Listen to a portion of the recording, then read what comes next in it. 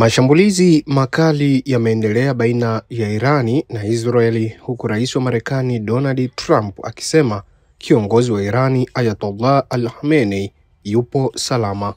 Mashambulizi hayo ya siku 6 baina ya Irani na Israeli yameshuhudiwa yakisababisha athari mbalimbali kimiundombinu, vifo na kuacha majeruhi.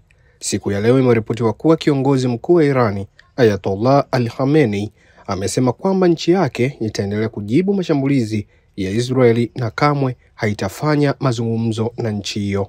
Khamenei alitoa maoni yake kwenye ukurasa wa X na kusema kuwa lazima Irani itoe jibu kali kwa utawala wa Israeli bila kuonea huruma. Kulingana na ripoti mbalimbali za vyombo vya habari, rais wa Marekani Donald Trump ameitaka Irani ijisalimishe bila masharti, huku akiimarisha uwepo wa kijeshi Mashariki ya Kati, akidai kuwa na utawala kamili wa anga dhidi ya Irani. Rais Trump alilazimika kukatisha mkutano wa kilele wa kundi la nchi 7 tajiri kiviwanda G7 unaofanyika nchini Canada, akisema kuwa ataondoka mapema na kurejea Marekani kutokana na hali inayoendelea Mashariki ya Kati. Katika mkutano huo, Trump alionya vikali kwamba Irani inahitaji kuzuia mpango wake wa nyuklia kabla haijachelewa, huku akitoa tahadhari ya watu kuondoka mara moja kutoka mji mkuu wa Tehran.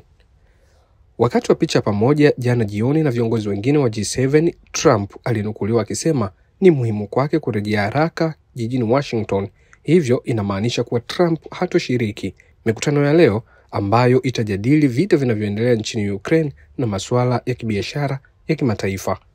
Viongozi wa G7 wamekusanyika nchini Canada kwa lengo la kutafuta suluhu ya mizozo ya kimataifa, lakini wamejikuta wakitatizwa na mzozo mpya uliozuka wa mapigano kati ya Israeli na Irani, huku wasiwasi ukitanda juu ya kupanuka kwa mgogoro huo.